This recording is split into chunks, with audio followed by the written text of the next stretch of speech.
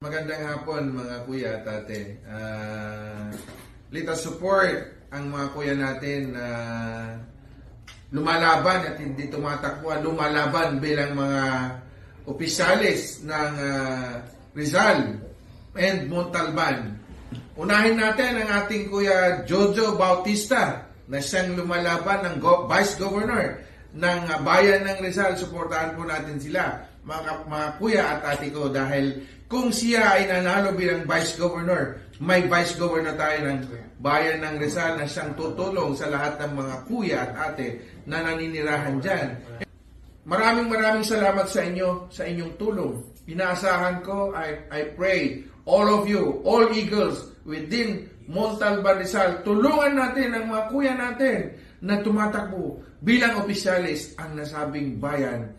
Maraming salamat. Ako ang Kuya Ronald de los Santos, the National President of the Fraternal Order of Eagles Philippine Eagles Incorporated. Mabuhay ang Agila! Mabuhay!